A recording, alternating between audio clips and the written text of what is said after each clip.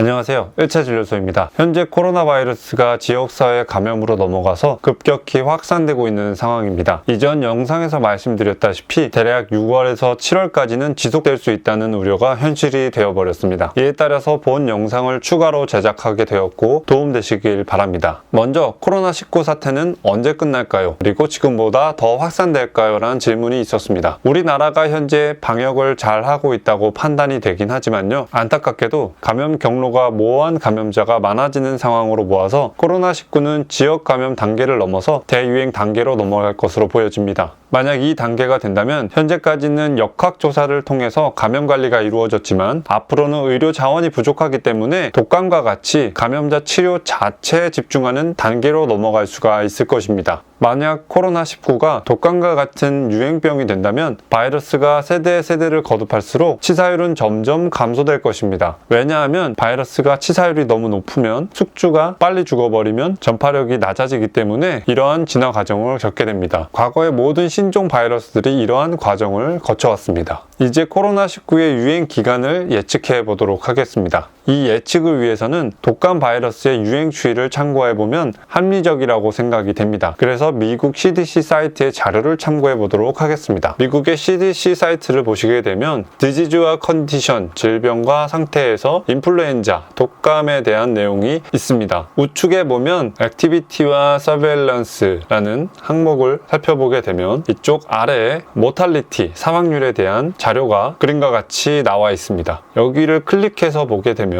뉴모니아 인플루엔자에 대한 사망률 그래프가 나와 있습니다. 이 그래프상에서 봤을 때 2015년, 2016년부터 쭉 해서 2019년까지 자료가 이런 식으로 나와 있습니다. 사망률은 이런 식으로 변동되게 되는데 대략적으로 이제 겨울철에 급증했다가 30주인 7월경에는 최하위로 떨어지게 됩니다. 즉 바이러스라는 것이 열과 습도에 약하기 때문에 기온이 점점 상승할수록 이와 같은 계절 유행 곡선을 가지게 됩니다. 역시 코로나19 바이러스도 열과 습도에 약하기 때문에 역시 6월에서 7월경에는 잠잠해질 것으로 예측할 수 있습니다. 다음으로 살펴볼 내용은 과연 코로나19가 좀비나 지구 종말까지 언급될 정도로 무서운 병인지 독감 자료를 참고해서 살펴보도록 하겠습니다. 그래프 아래 차트 데이터를 클릭을 하게 되면요. 좌하단에 엑셀이 다운되게 될 겁니다.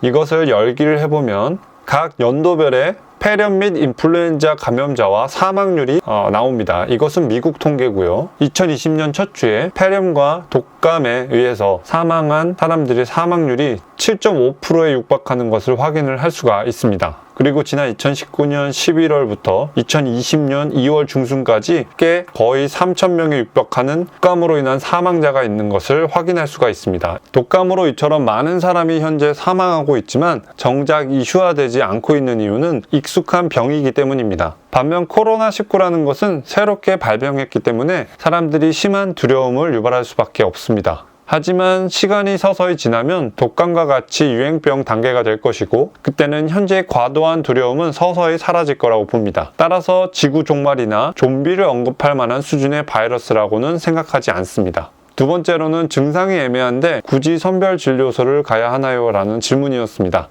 지금 시점부터는 중국이나 대구를 방문하지 않아도 코로나를 배제할 수 없는 상황이 되었습니다. 따라서 우선은 감기 기운이 약간 있는 것 같다면 집에서만 휴식을 하시면서 2-3일 정도 지켜보다가 점점 증상이 심해지는 것이 확실하면 그때 1339로 우선 전화해서 안내를 받으시는 것이 좋겠습니다. 만약에 증상이 생겼는데 직장에 가야 할 때는 직장에 가지 말고 먼저 전화를 해서 휴가를 요청하실 수 있다면 꼭 하시고 검사부터 받은 후에 직장을 음성 판정 후에 가는 것이 본인과 직장을 위해서 더 나은 선택으로 보여집니다. 증상이 경미할 때 어쩔 수 없이 외출을 해야 된다면 반드시 꼭 마스크를 쓰시고요. 알코올 손 세정제를 수시로 사용해서 전파 가능성을 차단하는 것이 좋겠습니다. 다음 세 번째는 의료인들은 어떠한 예방 활동을 하고 있냐라는 질문이었습니다. 우리 병원도 코로나19 감염자를 음압병실에 치료 중입니다. 하지만 병원 의료인들은 바이러스의 전파 방식을 잘 알고 있기 때문에 과도하게 불안해하지는 않습니다. 왜냐하면 코로나19는 마스크를 잘 쓰고 기침 예절을 잘 지키고 타인과의 접촉을 최소화하고 손 씻기를 수시로 하시고 감염 증상자 주변에를 접근하지 않으면 감염 위험은 거의 없다는 것을 알기 때문입니다. 물론 그렇다 해서 너무 안심하면 안 되겠죠. 과도한 두려움이 아닌 적절한 경각심을 유지하신다면 이번 감염병도 잘 이겨낼 수 있을 것이라고 생각합니다. 감사합니다.